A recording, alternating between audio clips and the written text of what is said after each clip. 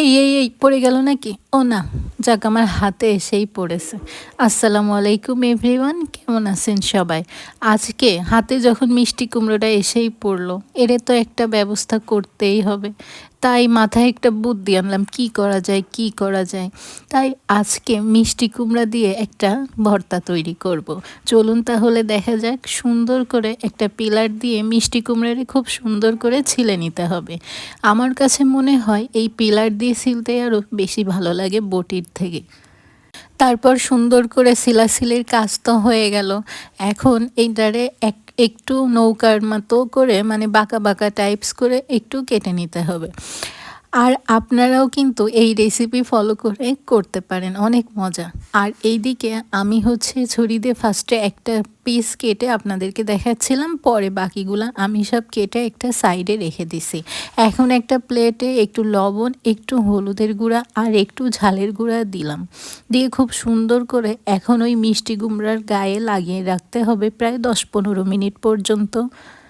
মিষ্টি কুমড়ার গায়ে এপাশ ওপাশ করে তো খুব সুন্দর করেই লাগিয়ে নিচ্ছিলাম। আপনারাও কি এইভাবে কখনো মিষ্টি কুমড়া ভর্তা করে খেয়েছেন? কেউ করে থাকলে অবশ্যই কিন্তু কমেন্টের নিচে একটু কষ্ট করে জানিয়ে যাবেন।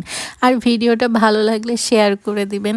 আর এইদিকে 2টা চিংড়ি মাছ নিলাম মিষ্টি কুমড়ার ভর্তাটাকে আরও হাই লেভেলে উঠানোর জন্য।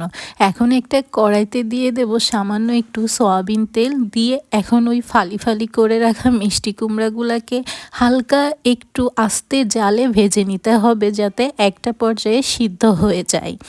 তারপর ভেজে নিলে কিন্তু স্মেলটা একটু বেশি ভালো আসে। এখন ওই লবণ হলুদের ভেতরে একটু চিংড়ি মাছটাকে লবণ হলুদ গায়ে মাখিয়ে নিচ্ছিলাম, মানে চিংড়ির গায়ে হলুদ আর কি। তারপর এখন চিংড়িগুলোকে ভাজতে দিয়ে দিলাম, আর দিলাম রসুন।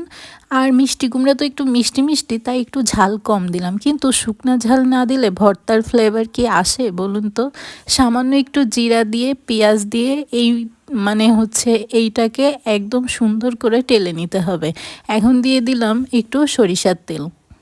সব কিছু যখন টালা হয়ে যাবে, একটা ব্লেন্ডারের ভিতরে চিংড়ি 2টা আর ওই ভাজা পেঁয়াজ ঝাল রসুনগুলো দিয়ে একটু আধখাসড়া মতো করে বেটে আনতে হবে।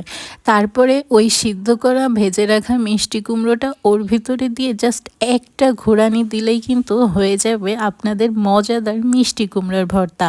আর চিংড়িটা দেওয়ার সাথে সাথে তো স্বাদ চেঞ্জ। আর এইদিকে নিয়ে নিলাম গরম গরম সাদা ভাত।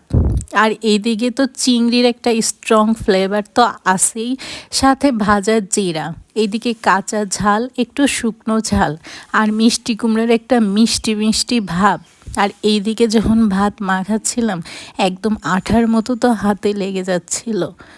সব কিছু মিলায় একাকার অবস্থা। এত মজাদার একটা ভর্তা গরম ভাতে এই হইলে আমার মনে হয় না পাশে আর অন্য কোনো তরকারি থাকলে কেউ ছুঁয়ে দেখবে।